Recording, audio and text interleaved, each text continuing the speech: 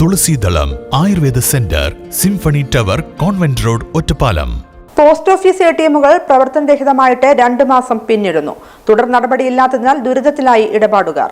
എല്ലാ ATM-കൾക്കും മുൻപിൽ നോട്ടീസുകൾ പതിച്ച് ഷട്ടറുകൾ അടച്ചിട്ടിരിക്കുകയാണ്.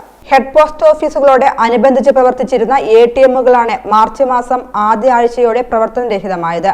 ഉപഭോക്താക്കളോട് ബാങ്കിംഗ് ATM-കൾ ഉപയോഗിക്കാനും മൊബൈൽ ബാങ്കിംഗ്, ഓൺലൈൻ ബാങ്കിംഗ് എന്നീ സേവനങ്ങൾ ഉപയോഗിക്കാനും അല്ലെങ്കിൽ പോസ്റ്റ് ഓഫീസിൽ നേരിട്ട് പോയി ചെക്ക് മുഖേന ഇടപാട് നടത്താനും നിർദ്ദേശിച്ചുകൊണ്ട് മാർച്ച് 12-ന് തപാൽ വകുപ്പ് അഖിലേന്ത്യാ തലത്തിൽ സർക്കുലർ ഇറക്കുകയും ചെയ്തു.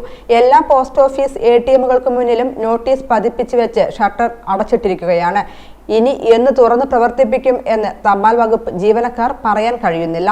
ഏറെ കൊട്ടിയാഘോഷിച്ച് പ്രചരണം നടത്തി പോസ്റ്റ് ഓഫീസ് സേവിംഗ് അക്കൗണ്ടുകളുടെ പ്രവർത്തനം ആധുനികവൽക്കരിച്ച ശേഷമാണ് ATM-കളുടെ സേവനം മുടങ്ങിയത്.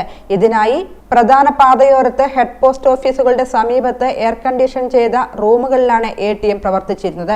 24 മണിക്കൂർ പ്രവർത്തിപ്പിക്കുന്ന ATM-കൾക്ക് തപാൽ ജീവനക്കാരെ രാത്രികാല സുരക്ഷാ ജീവനക്കാരായി പോലും നിയമിച്ചിരുന്നു. സേവന ബാധ്യതകൾ നിറവേറ്റുന്ന കാര്യത്തിൽ പരാജയപ്പെട്ട ATM വെണ്ടർ AGS ട്രാൻസ്റ്റാറ്റിക് ടെക്നോളജീസ് ലിമിറ്റഡിന്റെ സാങ്കേതിക പ്രശ്നങ്ങൾ കാരണം തപാൽ വകുപ്പിന്റെ നിരവധി ATM-കൾ പ്രവർത്തനരഹിതമായതെന്ന് അറിയിച്ചുകൊണ്ടുള്ള നോട്ടീസാണ് ATM കൗണ്ടറുകൾക്ക് മുന്നിൽ പതിപ്പിച്ചിരിക്കുന്നത്.